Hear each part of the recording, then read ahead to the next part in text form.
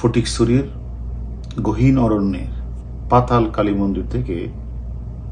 MP Anwarul Azim যে হত্যাকাণ্ডের যে মূল দুই যে ঘাতক, যারা সঞ্জীবা গার্ডেনে তাকে টুকরা টুকরা করে দেহ থেকে মাংস বিচ্ছিন্ন করেছিল, সেই দুজন ফয়সাল শাহজি এবং মুস্তাফিজকে আমরা গ্রেপ্তার করে আনার পর আমরা বিজ্ঞ আদালতের কাছে আমরা 6 দিনের রিমান্ড আমরা পেয়েছিলাম। সেই রিমান্ডের প্রেক্ষিতে তাদেরকে আমরা জিজ্ঞাসাবাদ করি। যদিও আমরা আগে বলেছিলাম তাদেরকে ওই ফটিকছড়ির পাতাল কালী মন্দিরে গ্রেপ্তার করার পরেই কিন্তু সেখানেই তারা আমাদের কাছে সবকিছুই তারা আমাদের কাছে অকপটে স্বীকার করেছিলেন। তারপরেও আমরা আদালতের অনুমতি কেবল 6 দিনের রিমান্ডে নিই, তাদের বিস্তারিত তাদের সাথে আমরা কথা বলেছি এবং তারা যে কথাটি আমাদেরকে আসলে জানিয়েছেন যে মূলত এখানে শাহিনী তাদেরকে মূলত পাসপোর্টের ব্যবস্থা করে দিয়েছেন কলকাতা যাওয়ার, এবং সেখানে ভিসা ব্যবস্থা করেছেন, এবং যতদিন পাসপোর্ট ভিসা হয় নাই ততদিন তারা শাহিনের ওই বাসায়, যে বাসাটা এল ব্লকে বসুন্ধরা, সেখানে রেখেছিলেন। এবং সেই বাসায় থেকেই তারা যে শাহিনের পিএস সিয়ামের মাধ্যমে তারা ভুয়া কাগজপত্র, যেমন ফয়সালকে হৃদরোগী, মুস্তাফিজকে কিডনি রোগী সাজানোর কাগজপত্র, ভুয়া ব্যাংক স্টেটমেন্ট, এবং তাদেরকে বিভিন্নভাবে কাগজপত্র তৈরি করে তারা ইন্ডিয়ার ভিসা তারা পেয়েছিলেন, এবং তাদেরকে 20,000 টাকা দিয়েছিলেন যাতে তারা ওই রেল যুগে তারা যেন ইন্ডিয়া চলে যায়। এবং সেখানে তারা কিন্তু ইন্ডিয়া গিয়ে সেখানে প্রথমে হোটেলে ছিল, বা 10 তারিখের পরে তারা সঞ্জীবা গার্ডেনে প্রবেশ করে। অন্যদিকে এবং তারা সেখানে গিয়েও তারা কিন্তু যে ফয়সাল যে কাজটি করেছেন, যে 13 তারিখ গোপালবাবুর বাসা থেকে বের হওয়ার পরে তাকে লাল গাড়িতে করে নিয়ে আসা, শিমুল ভূঁইয়ার কাছে পৌঁছে দেওয়া, তারপরে যে শাহিনীর যে পিএস পিন্টুর কাছ থেকে ক্লু ফর্মটা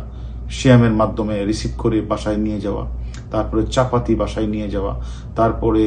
ওই যে চেয়ারের মধ্যে বেঁধেছিল সেই চেয়ারটাও সিএমের কাছ থেকে ওই সঞ্জীবনে নিয়ে যায়। সবগুলি কাজই কিন্তু এই বাসা থেকে মুস্তাফিজ, ফয়সাল শাহজি এবং জিয়াদ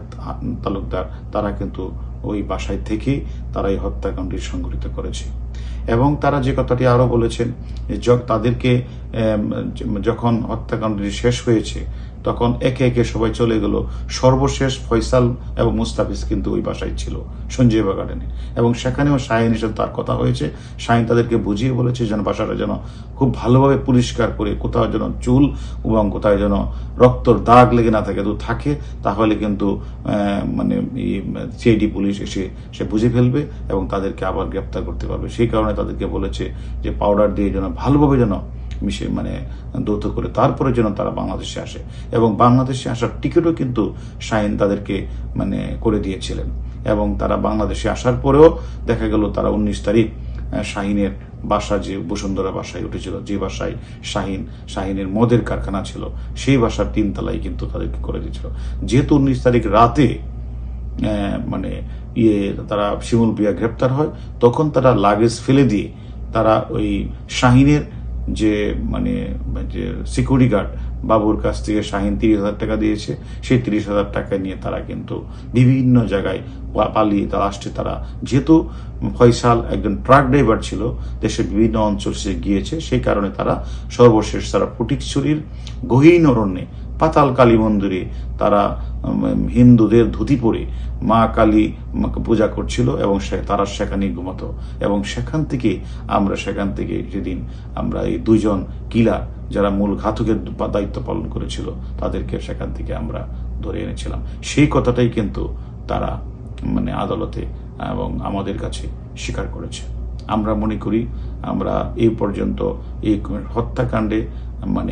মোট আমাদের কাছে 7 জন গ্রেপ্তার আছে, এবং আমি মনে করি এর মধ্যে প্রায় 3 জন আর বাবু 4 জন আর 6 জন, 7 জনের মধ্যে 6 জনই আমাদের পার্টি তারা 160 ভোগে তারা স্বীকারোক্তিমূলক জবানবন্দি দিয়েছেন। এবং আমরা পরবর্তী আমাদের এছাড়া আরো যাদের নাম এসেছে তাদেরকেও গ্রেপ্তারের জন্য আমাদের পুলিশ কাজ করছে, এবং আমরা শীঘ্রই অন্যদেরও গ্রেপ্তার করব।